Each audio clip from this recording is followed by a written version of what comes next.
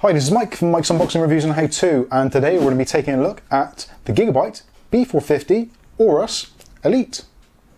Keep watching to find out more.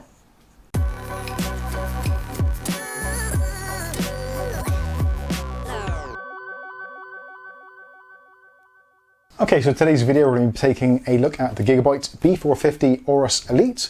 Now you're probably thinking, Mike, you're a little bit late to the party. This is a B450. B550s have just been released and have limited availability. And to be honest with you, you'd be absolutely right. But there is a very good reason why I've actually bought this now in basically what is the beginning of July 2020, and that is the price and the features. At the moment, this board retails on Amazon UK for just under £90, which I think is actually phenomenal value for money, and also puts it into a very, very close approximation of some of the new entry-level B550 boards. Although this has a few extra tricks up its sleeve and is also a full-size board against some of those cheaper micro ATX variants. So let's take it out of the box, see what we get, and then I'll give you my overall impression. So taking a look at the packaging, very typical from Gigabyte. So we've got the Aorus logo, and on the front here you can see B450 gaming motherboard, which essentially that makes no difference whatsoever, but we'll go with it for now. We've also got support for the latest and greatest Ryzen 3000 processors, and yes, this will support processors such as 3100, 3300X, 3600, 3500, all those kinds of things. I would personally not recommend using the higher end chips like the 3900 and 3950X purely because of the limited VRM.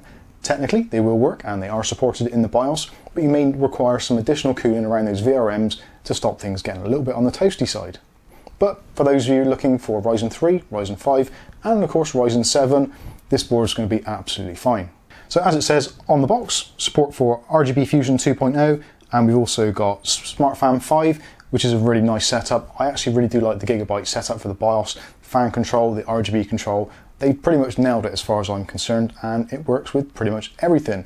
Now this board actually has a few RGB tricks up its sleeve, which we'll look at a little bit later. And fan control for me is a big thing. I do like my PCs to be nice and quiet, and if possible, I like the fans to completely stop if they're not necessary. This board, and if you have supporting fans, supports fan stop on all of the headers, which is excellent. So moving around to the sides of the box, pretty much same deal. It says what it is on here, on here, and on here. And on the back of the box, goes into a little bit more detail about what is actually inside and some of the key features. So we've got a nice picture of the motherboard there. We've also got the layout for the rear I/O. We've also got some detailed specifications there. It talks about the digital hybrid PWM design, which we'll talk about a little bit more later. Also, it supports the Gigabyte 8118 Gigabit Ethernet with also LAN management in software. RGB Fusion 2.0. We've got a thermal guard on board for our M.2 drives, and also it goes into more details about the fan stop, etc. So yeah, it's pretty much a fully featured board. So let's open it up and see what we get. First of all, we get the motherboard, we get a user manual, a Aorus badge to put on the front of your PC, a pair of Sata cables, one right angled, one straight, some landfill, and a multilingual installation guide. Also included is a standoff and screw for M.2 drives. So here we have the board itself, and I've got to admit, it looks pretty, if that is a thing for a motherboard. If you have this in a showcase PC with a side panel which you can see through, I don't think you'd be too hard pressed to say this looks pretty magnificent. You've got all the right things there. You've got your cooler for the M.2 slot. You've got a really nice south bridge with also an RGB built in, and you've got a nice little plastic shroud here over the rear I/O. On the rear I/O itself, you've got this built-in I/O shield, so you don't have to worry about an I/O shield going missing because it's firmly attached, which is something actually we're starting to see more and more with motherboards these days, especially in the mid to high end. Okay, so let's take a tour around the board and look at some of the connectivity and some of the features. Now starting up in this top corner, we've got the Aorus plastic cover, which goes over the top of some of the VRM. Now the VRM section isn't the greatest. Gigabyte's B450 range did suffer a little bit, but they are very much similar to the kind of Asrock B450 Pro 4, Steel Legend, the Gigabyte Gaming X, and pretty much most of the Gigabyte B450 range used an identical VRM setup. So even if you spend a little bit more money, say for instance on the Aorus Pro, you get a little bit more features, but essentially you get exactly the same VRM. So personally, I would spend a little bit less money and get slightly fewer features, but still get a really good VRM setup, at least for slightly lower end processors. So in this top corner, we've got our 8-pin auxiliary CPU power connection. We've got another cooler here over the top of the VRM section. We've got our CPU fan header. Next to that, we've got 4 RAM slots. Now this supports up to 64 gigs of RAM and supports obviously dual channel. You can use 4 chips in there in dual bank mode, and you may get some benefits out of that depending on the RAM speeds you use. This will support up to DDR4 3600 in overclock mode. So if you do want to pair maybe a Ryzen 5 3600 and use DDR 3600 to get that sweet spot, then this is going to be absolutely fine. Moving further around onto this top section, so we've got the first of our digital RGB connections. So this is for 5 volt RGB. Now this is actually a slightly odd part. There is a jumper on here, so you can actually select 12 volt addressable RGB, which is something I've not seen on very many boards, if any, before.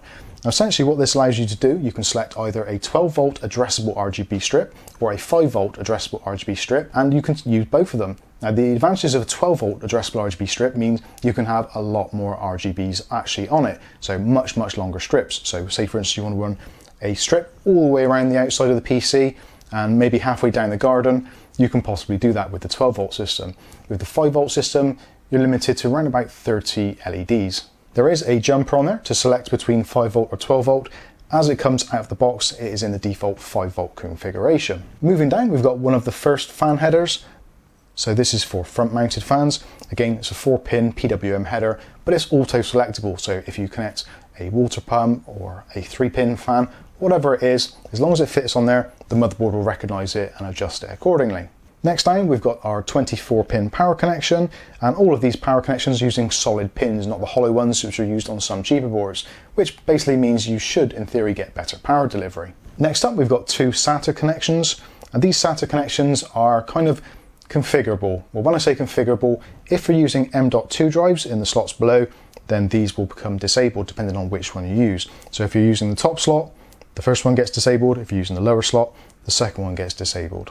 Before we go too far down the board, let's take a quick look at the AM4 sockets, and also we've got the standard retention clips. Obviously, if you need to remove them, you can do. Just take the screws out and take the plastic bits off, and you can use the standard AM4 backplate, which is attached to the rear of the board, and connect up your aftermarket fans, or even the stock AMD cooler. Or alternatively, if you're using a fan such as one of the Gamers 400 range, then you can just simply clip those straight on. Over on this far side, we've got an LED header. So if you've got an AMD cooler with the 12 volt RGB system, you can plug it into this header, and also then you can plug in a chassis fan header into this connection over on the far side for your rear fans.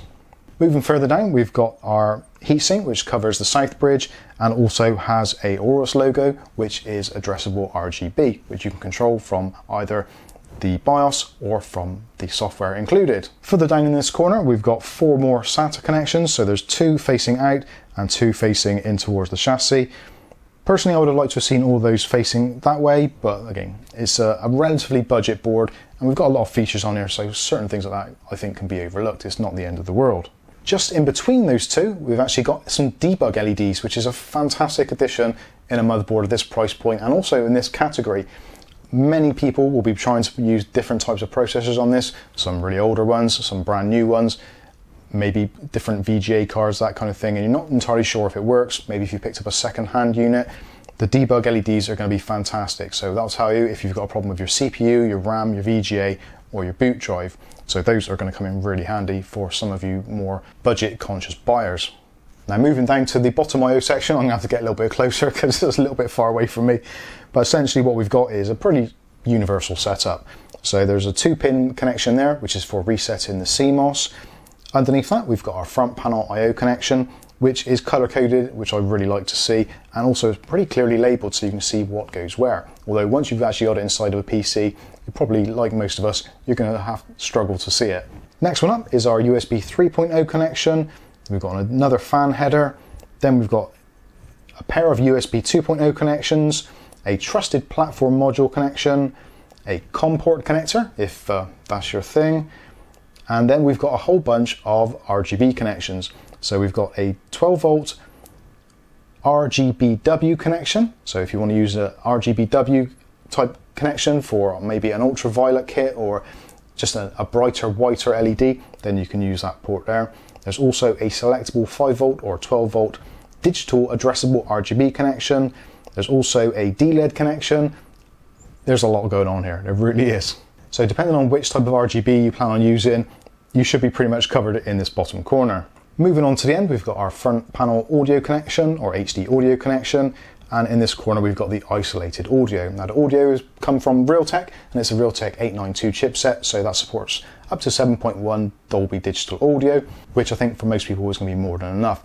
Generally, most people will probably end up using a set of headphones and maybe a microphone, and that's about it. But if you do want to branch out and go into something a little bit more elaborate, this supports 2-channel, 4-channel, 5.1 channel, and 7.1 channel sound systems. So moving back up, we've got our M.2 connector. Now this is PCI Express version 3 times 2. So this will not support SATA based drives, only NVMe drives. We've got our PCI Express version 2 4X slot. This is for if you're wanting to use an additional graphics card perhaps. Above that we've got our combined SATA and NVMe slot M.2. So you can use SATA based drives or you can use NVMe PCI Express drives in there. That is PCI Express 3 times 4 and is backward compatible with times 2 drives also. Then in this top section we've got our PCI Express 3 times 16 slot, which is pretty much where everyone's going to put a graphics card unless you're using some kind of APU. And at the top here we've got an additional PCI Express 2 times 1 port. Only other thing of note on this side really is going to be your Cmos battery. So when you try overclocking and it doesn't boot and your D-LEDs tell you there's a problem, that's where you're going to want to take the battery out when things go wrong.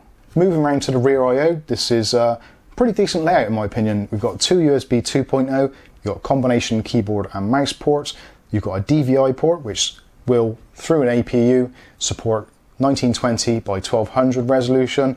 You've also got HDMI socket there which will support 4K 60Hz, again depending on the APU that you're using. You've got 4 USB 3.1 Gen 1 ports.